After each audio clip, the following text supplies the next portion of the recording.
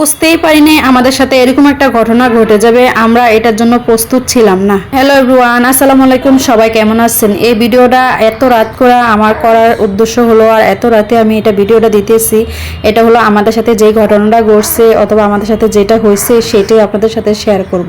আমাদের রুমের ভিতরে অনেক পানি এসে পড়ছে, এটা হচ্ছে বৃষ্টির পানি ছিল। আমরা এটার জন্য একদমই প্রস্তুত ছিলাম না। আমরা ছিলাম এক রুমে বসে বাচ্চাদেরকে পড়াইতেছি আর সিনহামণিরে পড়াইতেছি, সিনহামণির বাইকে নিয়ে আমি কোলে সিনহামণিরে পড়াইতেছি। আর এদিকে বাতাস আসছে প্রথমেই, তো আমরা ভেবেছিলাম যাতে সবসময় যেরকম বৃষ্টি হয় এরকমই হবে।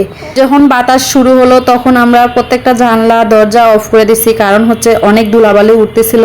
তো ধুলাবালি ঘরের ভিতরে আইসা ঘর একদম ধুলাবালি হয়ে যায়, তো তার জন্য অফ করে দিছিলাম।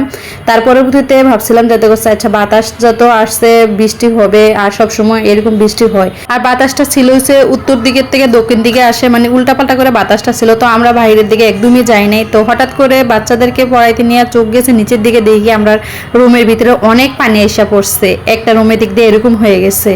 তো ভাবছিলাম যাতে একটা রুমেই মনে হয় এরকম হয়েছে, তো একটা রুম পরিষ্কার করতেছি, তো মনের সুখে একটা রুম পরিষ্কার করতে যাই, তারপর দিকে আরেকটা রুমে এরকম এক অবস্থা হয়ে গেছে, মানে খাটের নিচ আর হচ্ছে বিছানার মানে পুরা ঘরে একদম পায়ের কবজি ডুবে যায় ওরকম অবস্থা, পানি হয়ে গেছে।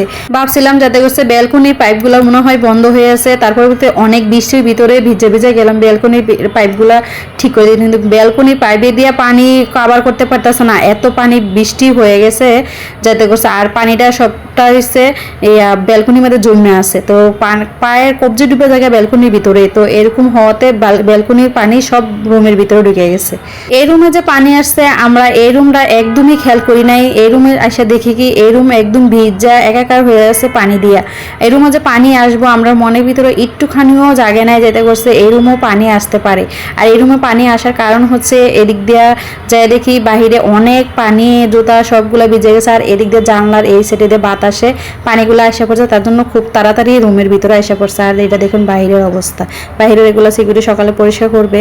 এত পানি হয়ে গেছিল বা আমরা টোটালি 5 জন মানুষ একদম ক্লান্ত হয়ে গেছি, কারণ পানিগুলা উড়ানো অনেক কষ্ট ছিল। এমনিতে রুম মোছা খুব সহজ, কিন্তু পানি উঠানোটা অনেক কষ্ট, কারণ হচ্ছে অনেক পানি হয়ে গেছিল। তো ভিজা কাপড় দিয়ে দিয়ে চিপা চিপা বালতির ভিতরে পানি নিয়ে তারপরে রুমগুলা পরিষ্কার করছি, অনেক কষ্ট হয়েছে ভাইরে ভাই। এই কষ্টটার জন্য আমরা একদমই রেডি ছিলাম না, কারণ হচ্ছে প্রতিদিনের রুম মোছা হয়, কিন্তু এরকম ধরনের কষ্ট করার মতন আমরা এখন ছিলামই না যাতে করছে এই বৃষ্টির পানি এসে রুমের ভিতরে এরকম হইবে। আর বাচ্চারা রাইখা এরকমভাবে পরিষ্কার করতে হবে। বাচ্চারা অনেক কান্নাকাটি শুরু করে দিছে, আমার বাবু তো অনেক কান্নাকাটি শুরু করে দিছে, কারণ ওরা কোলে নিয়ে হাঁটা লাগে। অনেক কষ্টে রুমগুলা পরিষ্কার করছি পানিগুলা, তারপরে এই যে এখন পরিষ্কার করাতে রুমটা কি সুন্দর ক্লিন হয়ে গেছে। তো সবাই ভালো থাকবেন, সুস্থ থাকবেন, আল্লাহ হাফেজ।